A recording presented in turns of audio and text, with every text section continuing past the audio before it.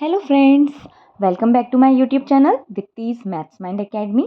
आज की हमारी वीडियो का टॉपिक क्लास 11th के chapter 5 quadratic complex number and quadratic equation की एक्सरसाइज 5.4 के क्वेश्चंस हैं। 6 क्वेश्चन है।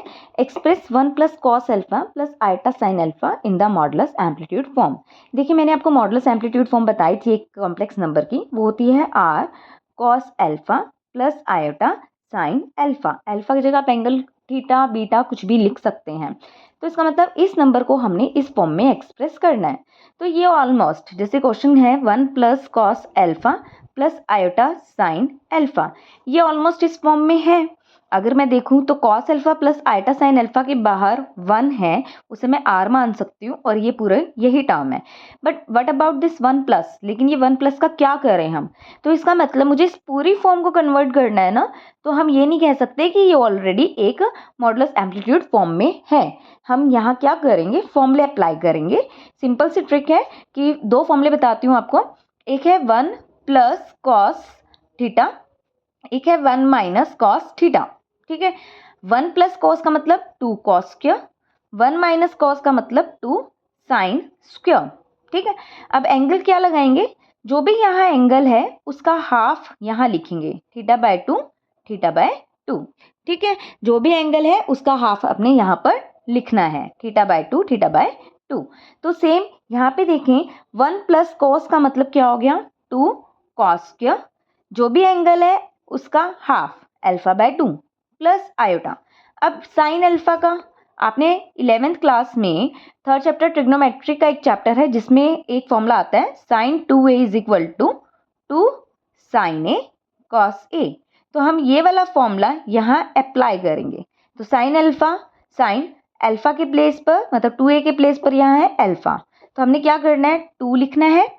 साइन एंगल क्या है, कॉस और साइन और कॉस का जो भी यहाँ एंगल है उसका हाफ, तो ये आ जाएगा alpha by 2 cos alpha by 2। ठीक है, अब इन दोनों में से देखिए 2 कॉस अल्फा बाय 2 कॉमन आ रहा है, तो यहाँ आ जाएगा cos alpha by 2 plus iota sine alpha by 2। ठीक, अब इस वाली फॉर्म को अगर मैं इससे कंपेयर करूं तो आर की वैल्यू कितनी है, 2 कॉस अल्फा बाय 2, और थीटा मतलब अगर मैं इसको यहाँ पर थीटा लिख लेते हैं हम ताकि कंपैरिजन कर सके, और थीटा कितना है हमारे पास अल्फा बाय 2। तो ये हमारी क्या हो गई, एक मॉडुलस एम्पलीट्यूड फॉर्म जिसमें मॉडुलस है 2 कॉस अल्फा बाय 2 और एम्पलीट्यूड है अल्फा बाय 2। आगे next question, show that argument of z बार, मतलब कंजुगेट ऑफ z का आर्ग्यूमेंट किसके इक्वल है, 2 pi minus argument of z। तो पहले z हमें इमेजिन करना होगा। अब z एक कॉम्प्लेक्स नंबर है और कॉम्प्लेक्स नंबर की हमने दो फॉर्म पढ़ी है, a प्लस आयोटा b और ये वाली फॉर्म। ठीक है, यहाँ पर आर्ग्यूमेंट की बात हो रही है तो वैसे इस वाली फॉर्म को हम लेंगे। तो हमने लेट कर लिया पहले कॉम्प्लेक्स नंबर z को r cos theta plus iota sine theta. तो यहाँ से देखें आर्ग्यूमेंट ऑफ z क्या है, वो थीटा के इक्वल है। मुझे आर्ग्यूमेंट किसका निकालना है, z बार का, तो पहले z बार फाइंड आउट कर लेते हैं, वो है r cos theta minus iota sine theta. हम आर्ग्यूमेंट मतलब ये कंजुगेट निकालने के लिए क्या करते हैं, इमेजिनरी पार्ट का साइन चेंज कर देते हैं।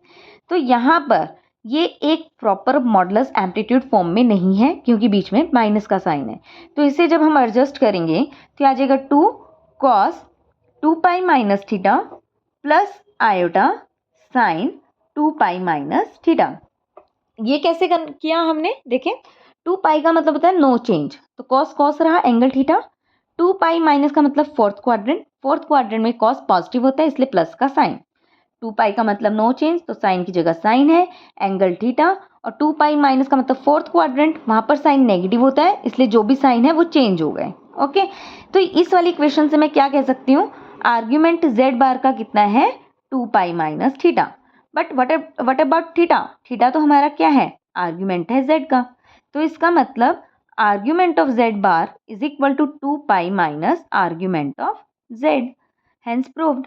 नेक्स्ट क्वेश्चन देखते हैं, if z1 z2 are two complex numbers such that modulus of z1 plus z2 is equal to modulus of z1 minus z2, then prove that argument of z1 minus argument of z2 is equal to pi by 2। तो हम यहाँ पे दो complex number late कर लेते हैं। अब यहाँ पर भी हम कौन सी फॉर्म लेंगे, मॉडुलस एम्पलीट्यूड फॉर्म। ओके, तो हमने पहले वाला Z1 को लेट कर लिया R1 cos θ1 plus iota sign θ1, और Z2 को हम लेट कर लेते हैं R2 cos θ2 plus iota sign θ2। अब हमें क्या गिवन है, Z1 प्लस Z2 का मॉडुलस Z1 माइनस Z2 के मॉडुलस के इक्वल है, तो हमें इन दोनों का मॉडुलस फाइंड करना होगा। उससे पहले हमें इन दोनों को ऐड करना होगा। अब मैं इन दोनों की एडिशन कर लेती हूँ। देखिए यहीं पे मैं दोबारा लिख देती हूँ Z1 Z2 को, ताकि हमें टर्न ना करना पड़े। R1 cos θ1 plus iota sine θ1, Z2 R2 cos θ2 plus iota sine θ2। ठीक है, अब पहले इन दोनों को ऐड कर लेते हैं। Z1 प्लस Z2 किसके इक्वल हो जाएगा, ये आ जाएगा R1 cos θ1 plus R2 cos θ2। इसमें से आयोटा कॉमन लेंगे हम, ये आ जाएगा ब्रैकेट में R1 sin θ1 plus R2 sin θ2। ठीक है, अब इसका मॉडुलस भी फाइंड आउट कर लेते हैं। Modulus of Z1 plus Z2, modulus में क्या करते हैं, रियल पार्ट का स्क्वायर प्लस इमेजिनरी पार्ट का स्क्वायर और उसका सम का स्क्वायर रूट। रियल पार्ट का स्क्वायर प्लस इमेजिनरी पार्ट का स्क्वायर, उनके सम का स्क्वायर रूट, ये आ जाएगा मॉडुलस। अब यहाँ हम फॉर्मूले ओपन करेंगे, a प्लस बी का whole square, A square plus B square plus 2ab। Same बीच में प्लस का साइन है, अब इसका भी होल स्क्वायर ओपन करेंगे, A square plus B square plus 2ab और इस पूरे का स्क्वायर रूट। ये मॉडुलस हुआ इन दोनों के सम का। अब देखें इन दोनों में से अगर मैं R1 स्क्वायर कॉमन ले लेती हूँ तो cos square θ1 plus sine square θ1 1 हो जाएगा। इन दोनों में से R2 स्क्वायर कॉमन लूंगी तो इनका सम भी 1 हो जाएगा। यहाँ से 2 टाइम R1 R2 कॉमन लूंगी तो ब्रैकेट में क्या बचेगा, cos θ1 cos θ2 plus sine θ1 sine θ2 square root R1 square plus R2 square plus 2 time R1 R2, ये क्या है, cos A cos B plus sin A sin B, that is cos A minus B का formula square root. ये क्या आ गया हमारे पास, Z1 plus Z2 का modulus.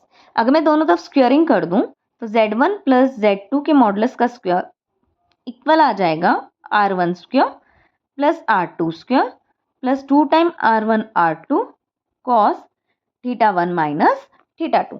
Okay, अब हमें क्या फाइंड आउट करना है, इन दोनों कॉम्प्लेक्स नंबर का माइनस। तो Z1 माइनस Z2 क्या होगा, मैं डायरेक्ट लिख देती हूँ, यह आ जाएगा R1 cos θ1 minus R2 cos θ2।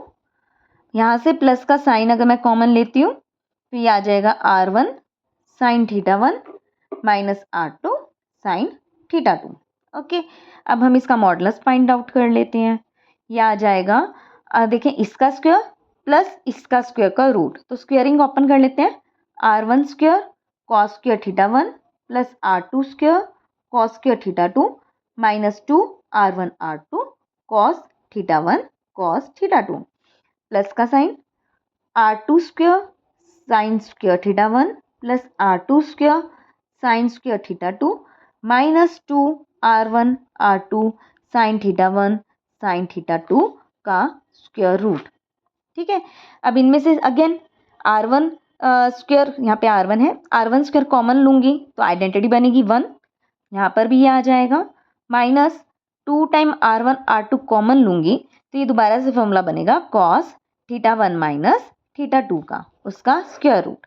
दोनों तरफ स्क्वायरिंग करेंगे तो Z1 माइनस Z2 का स्क्वायर आ जाएगा R1 square plus R2 square minus 2 time R1 R2 cos θ1 minus θ2।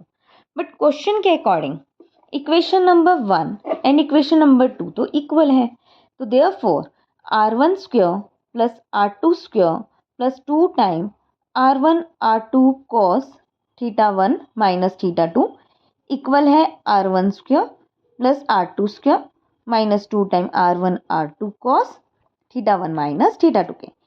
अब यहाँ पर देखिए दोनों side r1 square r2 square same sine के साथ हैं और अपोजिट साइड्स हैं तो कट जाएंगे।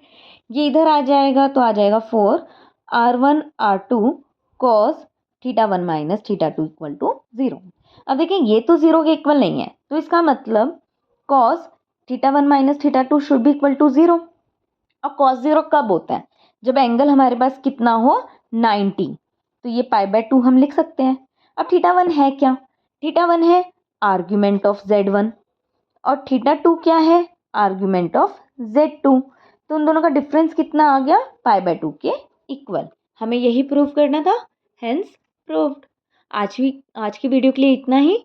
मेरी अगर आपको वीडियोस अच्छी लग रही हैं तो प्लीज़ चैनल को सब्सक्राइब करें, वीडियोस को एंड तक देखें और अपने फ्रेंड्स के साथ शेयर करें और keep watching. Thank you, bye bye.